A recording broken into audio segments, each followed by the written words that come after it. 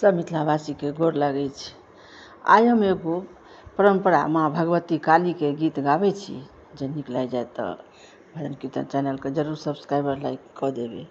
जय जगदम्बा जय माँ काली प्रथम प्रणाम करै छी। से गीत छी माता के। हे जगदम्बा जय माँ काली प्रथम प्रणाम करै छी। हे जगदम्बा जय माँ काली प्रथम प्रणाम करै छी। नहीं जानी हम सेवा पूजा अटपट गीत गबै छी। नहीं जानी हम सेवा पूजा अटपट गीत गबै छी। सुनलहुँ कतेक दुखिया के मैया मन वंचित फल दै छी।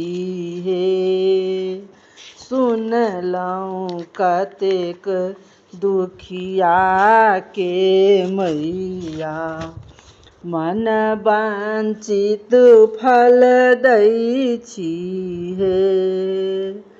पुत्र सब जनी चरण सेवक के जन्मक कष्ट हरै छी। विपत्तिक हाल कहब कि हे मैया आशा लागी जपै छी। मनक मनोरथ मन ही में राखी मंदिर तक पहुँचै छी।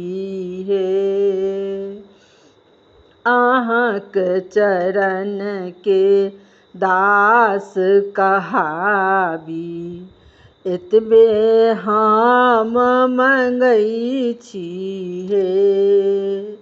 अहाँके चरण के दास कहाबी एतबे हम मंगै छी। प्रेमी जन सँ पाबी निराशा नैन नीर बहबै छी। नोर बहा कऽ अहाँ लए मैया मोतिला माल गुथै छी। नोर बहा कऽ अहाँ लए मैया मोती माल गुथै छी। हे जगदम्बा जय माँ काली प्रथम प्रणाम करै छी। हे जगदम्बा जय माँ दुर्गा प्रथम प्रणाम करै छी।